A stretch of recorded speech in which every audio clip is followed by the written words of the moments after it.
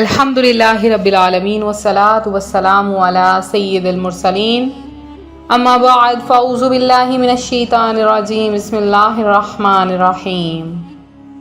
روحانی وظائف چینل کی جانب سے تمام معزز ناظرین کو السلام علیکم۔ روحانی وظائف چینل لایا آپ کے لیے ماہ رمضان المبارک کے آخری جمعہ کا بہت ہی خاص ترین وظیفہ۔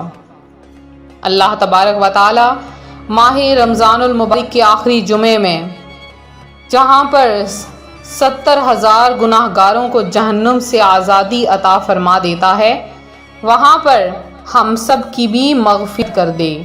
اللہ تبارک و تعالی جہنم سے کتنوں کو آزاد فرماتا ہے، ہماری بھی دعا ہے اللہ تبارک و تعالی ہم سب کو بھی بخش دے۔ آج روحانی وظائف چینل جمعۃ الوداع کا ایک ایسا عمل لایا ہے، اس عمل کے کرنے سے آپ کی تقدیر سنور جائے گی۔ سرور کائنات شاہ موجودات صلی اللہ علیہ وآلہ وسلم کا ارشاد ہے، جس نے مجھ پر ایک بار درود پڑھا اللہ عز و جل اس پر 10 رحمتیں نازل فرما دیتا ہے۔ الوداع ماہ رمضان، الوداع ماہ رمضان کے واسطہ رمضان کا یا رب ہمیں تو بخش دے، نیکیوں کا اپنے پلے کچھ نہیں ساما۔ روحانی وظائف کے پیارے پیارے اور معزز ترین ناظرین، ماہ رمضان رخصت ہوا چاہتا ہے۔ ماہ رمضان المبارک کی عظمتوں سے کون واقف نہیں؟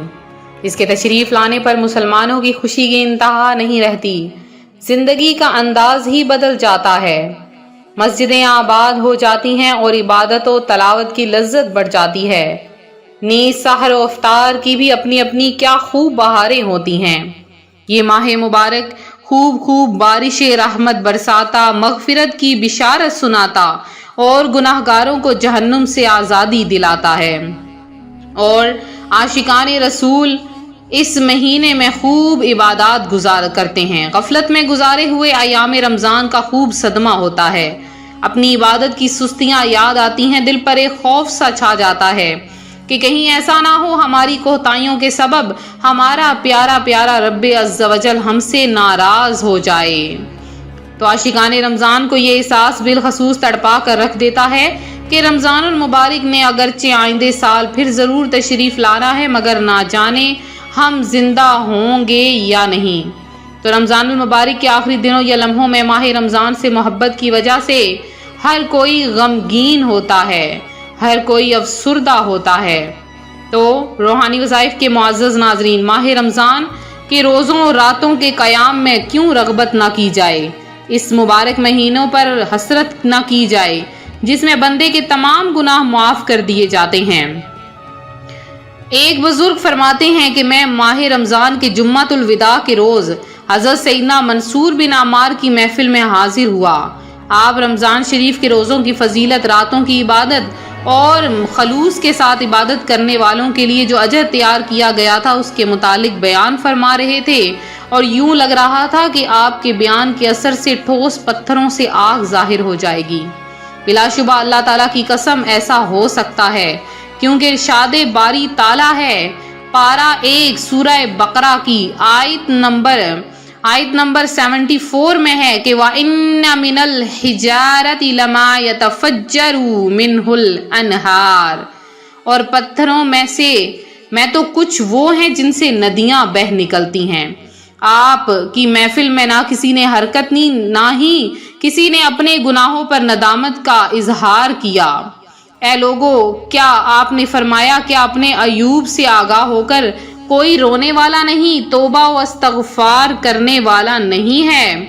اور اس کے بعد میں ایک نوجوان کھڑا ہوا اور آہو زاری کرنے لگا۔ اللہ تبارک و تعالی نے اس بندے کے لیے نرمی فرمائی اور اس کے گناہوں کو معاف کر دیا۔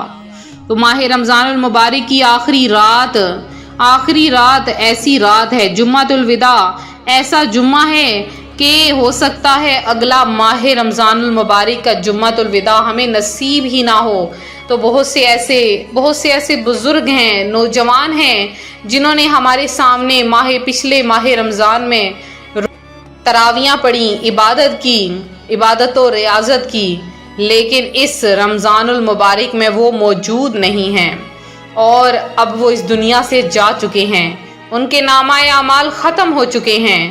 تو روحانی وظائف کے معزز ناظرین، یہ جمعۃ المبارک آخری جمعہ ہے، اس میں خوب کثرت کے ساتھ عبادت کر لیجئے۔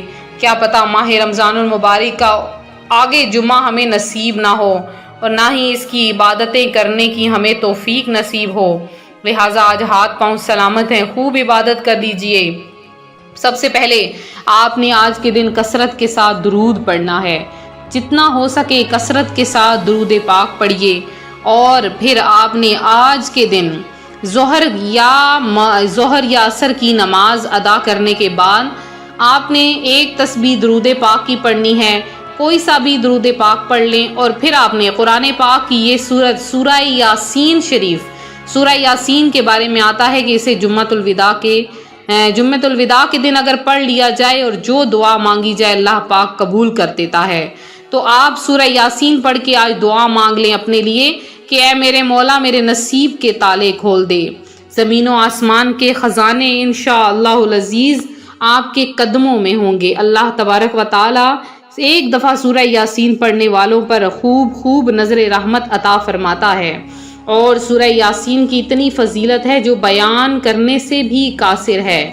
آپ لوگ سورہ یاسین پڑھیے، اس کے بعد پھر سے آپ نے کیا کرنا ہے کہ 11 مرتبہ درود پاک پڑھ لینا ہے، کوئی سا بھی آپ درود پاک پڑھ لیں، اور اس کے بعد دعا مانگ لیں اپنے لیے، اپنے بہن بھائیوں کے لیے، ہر کسی کے لیے دعا مانگیں، انشاءاللہ العزیز اللہ پاک آپ پر بہت زیادہ کرم فرمائے گا۔